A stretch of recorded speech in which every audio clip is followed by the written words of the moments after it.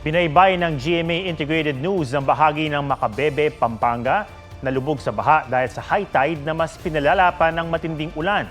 Pinasok na ang mga bahay pero may mga residenteng ayaw pa ring lumikas. May live report si Nico Wahe. Nico? Atom, abot baywang na baha ang namemerwisyo ngayon sa barangay sa Plad David dito sa Macabebe, Pampanga. Pero Atom, yung tubig baha na yan ay hindi lang ngayon namemerwisyo na masama ang panahon, kundi mag-iisang taon na pala. Sa gitna ng dilim, kasabay ng malakas na ulan na may kasamang kulog at kidlat, binaybay namin ang kalsadang ito na mistulan ng ilog sa Macabebe, Pampanga. Mga kapuso, pasado alas 8 na ng gabi at sakay tayo ng bangka na walang katig at papasok tayo doon sa barangay sa Plad David na ang pinaka-baha ang lugar dito sa barangay Macabebe. Ayon sa MDRRMO, nasa bandang baywang na yung tubig dito sa barangay sa Plad David. At titingnan natin ang sitwasyon nila na ayon sa kanilang kapitan, ang tubig sa kanilang barangay, lalo na sa kalsada, ay tumatagal ng hanggang isang taon.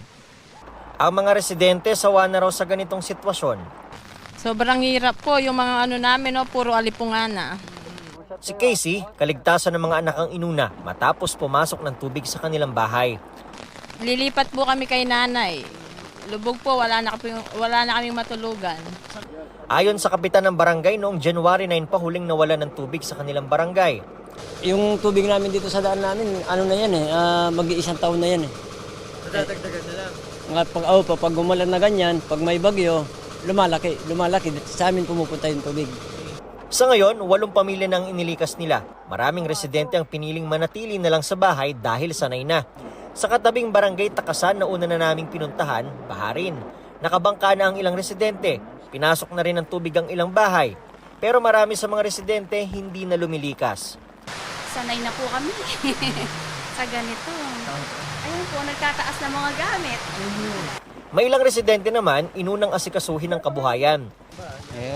Yung mga pispan na lang ang nilalambatan. Nilalambatan kasi? Lumalabas yung mga pakawalang tilapia at saka ipon. Ang ibang tilapia, inuwi na lang nila para may maulam.